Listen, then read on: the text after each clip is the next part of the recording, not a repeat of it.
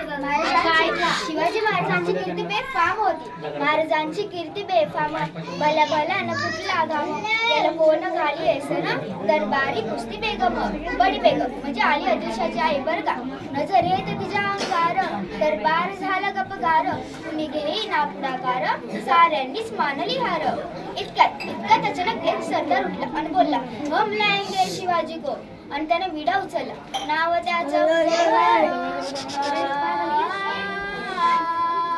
नाव त्याचं अफजल खान जिता जागता जणू शैतान आणि बोलला छाती ठोकून शिवबाला टाकतो चिरडून. कौतिक झाले दरबाराचे. खान निघाला मोठ्या दुर्मित. त्याचं घोड दळ पाय दळ खोजा फाट लय बक्कळ अंगिदा हत्तीचं गळ पाहणारा कापे चळचळ. वाटेत भेटत खानाची सेना निघाली. गावं लुटली देऊळ उद्ध्वस्त केली. आयाबाईंची आबरू लुटली. कोण रोखणार हे वादळ. आता शिवबाचं काही खरं नाही. इकडे निजाम पलीकडे तिकडे मुघल पलीकडे इंग्रज जो तो हेच बोलू लागला. खानाला कसा थोपणार काय लढवा वावुनर चिंतेत पंत सरदार. अशा वाघिणीचा तो छावा गनिमाला कसा ठेचावा डोक्यात गनिमी कावा भेटीचा धरला सांगावा. प्रतापगडावर आमने सामने भेटीचा सांगावा. खानाने हसत कबूल केला. दिवस ठरल्याप्रमाणे प्रतापगडच्या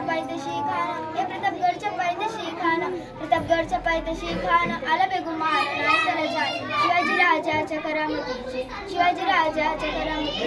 त्यास नाही जाणीव शक्तीची आणि काही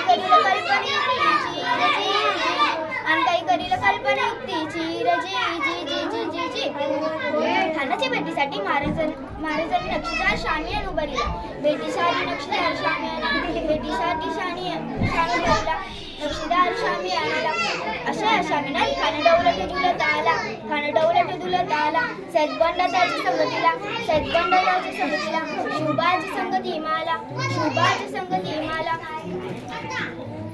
शिवाला खान म्हणतो आहो शिवाजी आहो मारे गले लागतो. खान हाक मारितो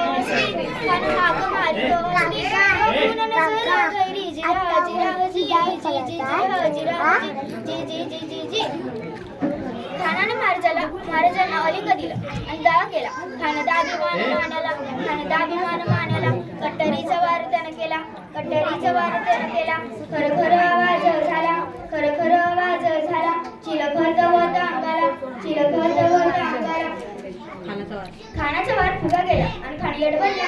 एकच महाराजांनी पोटामध्ये बीज वाढ करायला टरा फाडलं पोटाला